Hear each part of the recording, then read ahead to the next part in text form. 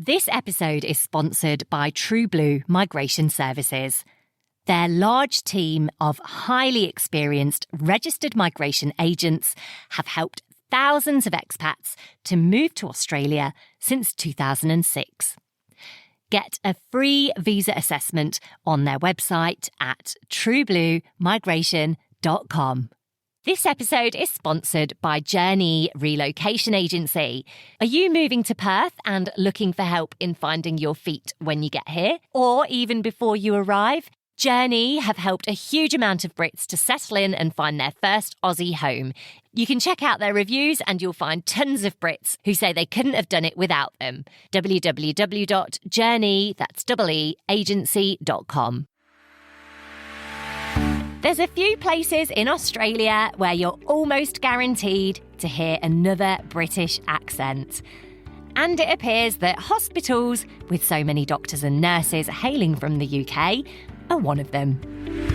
I would kind of estimate, I reckon that on average it's about 1 in 3, 1 in 4 would be from the UK or Ireland, doctors and nurses. Dr. Mike reckons he's one of many Brits working in the healthcare sector down under. My name's Mike Mrozinski. I'm from Glasgow. I'm out in Australia with my partner. And I'm a Brit-Australian. Dr. Mike made the move to Australia with his girlfriend in 2016. So I was in Melbourne for about 5 years, and then I moved to the Gold Coast for a year, and then most recently I was up in far north Queensland around Cairns. But that hasn't stopped him from working for the NHS. When he goes back to Scotland to visit his family, Dr. Mike likes to help out at his local hospital. Yeah, so I do a kind of working holiday. Just don't like to take too much time off and try and work while I'm back. Because I enjoy it, it doesn't actually feel as if it's too much work. And Dr. Mike, who was back in Glasgow at the time of recording this podcast, says it wasn't just the sunshine which drew him abroad. When I went to med school, I went in with this, I came from a working class family and we didn't have doctors in the family. I got into it and I thought I had this idealistic view of what being a doctor was going to be like. I'd go in and I'll make a big difference. Oh, bless you. So what kind of doctor are you? What area do you specialise in? Yeah, so I do a mixture of things, actually. I originally went to medical school to be an emergency department doctor, but I actually got into the training and realised that the emergency department life was probably not for me. It was really, really intense, and the hours and the shift patterns were pretty horrendous. So I actually jumped ship and became a GP instead. What I do now is I work as a rural GP in Australia, which means that I fly out to places where basically I look after the hospital, the emergency department, and I do all the GP clinics as well. Wow. Yeah, so it gives a real variety to my day. So I still get to keep my acute skills up, but I still get to enjoy my day-to-day stuff as a GP. But when I come back to the UK, I just work in my emergency departments. And yeah, I still really enjoy it. It's just a really good experience. And I love the work in, and I know all the people that work there. And it's a very comfortable atmosphere for me, and which is good when I go back to Australia because it's usually just me in these places. So I really need to be on the ball when it comes to dealing with sick people. When you work in Australia, do you work for the public health system or are you in private health? No, so I'm completely in the public health system. I mean, I have worked, when I was in Melbourne, I split my time between doing some private work and some public work. I mean, coming from the UK with the NHS, I think, most of us, if not all of us, get into medicine because we're a caring profession and we want to help people. So the concept of asking people to pay for healthcare really doesn't sit very well with me. So even when I did do a little bit of private work in Melbourne, I did offset it by still doing a lot of public work as well. Why did you choose to move to Australia, say over somewhere like Canada? Why did you choose Australia? It was about 2015 and I had been a GP for a year, and my plan was I wanted to go and work in as many GP practices as I could in a year so that I could see if there was any places that looked like a good place for me to work long term. So I was kind of looking for some inspiration, if you like. I worked down in London, I worked in Liverpool, I worked in Hull, I worked at some really random places. And after that year, I thought, no, I didn't find any practices that I thought I could see myself working in. Yeah, I actually became a bit burnt out as well, just by probably working too much. Yeah. But after that year, I was kind of disillusioned, and I thought, well, I mean, I'm potentially going to be doing this for the next 30 or 40 years. And can I see myself doing this job? And, the sad answer was no. And the options for me at that time were, well, I can either keep doing this and making myself more stressed and potentially affecting my health. But then I thought, my sister, who's younger than me, she's a doctor as well. She had gone out to Australia about 3 or 4 years previous. So I kind of had a chat with her about what it was like out there, and she said that they treated doctors really well, and she really enjoyed her time there. As soon as I arrived in Australia, I felt as if people were really appreciative of what I was doing, and I Oh, wow. felt as if I was making a difference, which is why we go to med school in the first place.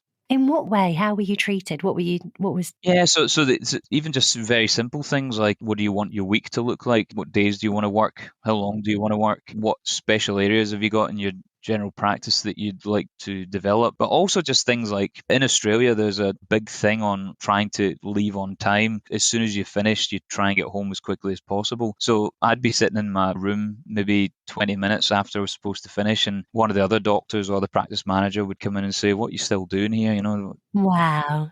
I think our training in the UK is some of the best in the world. And when you go to other places, I think that kind of comes to the front, that you've been trained to a high level. So again, people are just happy that you're listening to them and you're treating the problems well. And yeah, as soon as I arrived, I felt as if, yeah, this was the right decision. And what about the lifestyle in Australia? Do you enjoy the way of living?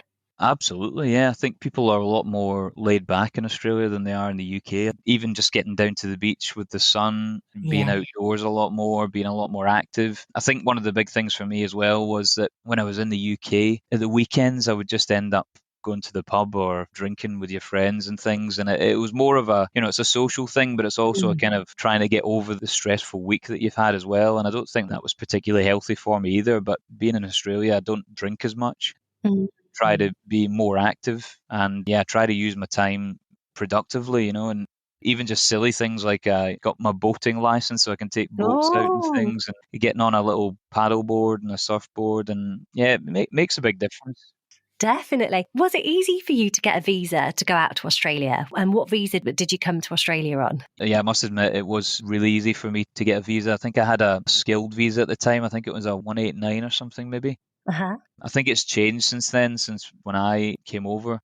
Yeah, I didn't have to do any exams either, because the Australian GP exams are based on the UK ones. So it's kind of like an equivalent degree, which was great. Yeah, so I just basically got over and started work straight away.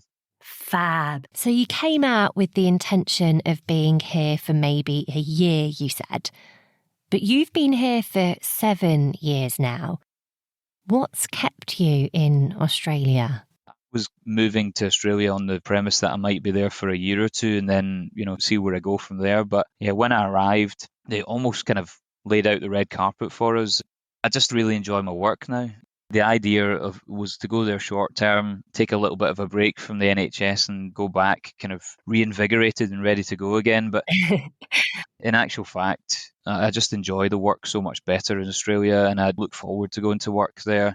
That the thought of coming back here and doing it full time again, it's probably not something that I'm ready to do just yet. We'll see what happens in the future, but certainly I'm enjoying what I've got just now, and I think I'll keep doing it until things start to change. I mean, obviously, the big draw of being in the UK is my family and my friends. I kind of miss them incredibly. And as much as you move to new places, you never really meet friends like you had, when you were growing up, or friends that you had through school or medical school type of thing. So I think that's really hard. And obviously, my mum and dad are getting a bit older as well now. So it's certainly a lot harder to be there from those reasons. But for working reasons and professional reasons, the work in Australia for me is far, far superior. And a lot of my expat friends in Australia are either nurses or midwives. Yep. Is the healthcare system in Australia made up predominantly of an expat workforce? Yeah, it's quite funny because in some of the places I go in Australia to kind of remoter places, you still run into people from, England or Ireland in really random parts of Australia that you think nobody would even think to go. When you talk about these remote places, how remote are you talking? Some of the hospitals I go to, I fly into Cairns and then I drive for typically 3 hours, either up, in, or down the way. So it's not kind of outback type of thing, but it's still, the shops sometimes close at midday and they don't reopen until the next day, and they're just like in these kind of one horse town type of things. Wow. When I left the other day, I think it was 37, 38, but just very, very humid as well. So as soon as you leave the house, just start sweating, and you really have to just be in shorts and a t-shirt or else you wouldn't survive. Yeah, it's too hot.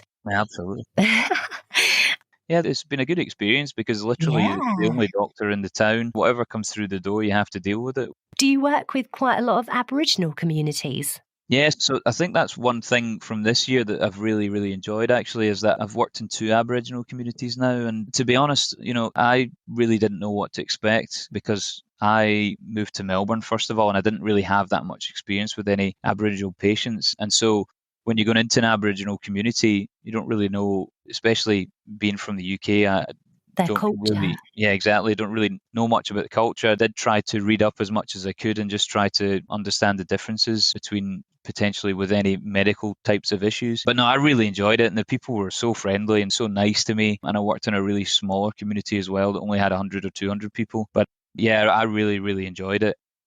Do you have any advice for anybody who works in healthcare in the UK who might be interested in living and working abroad?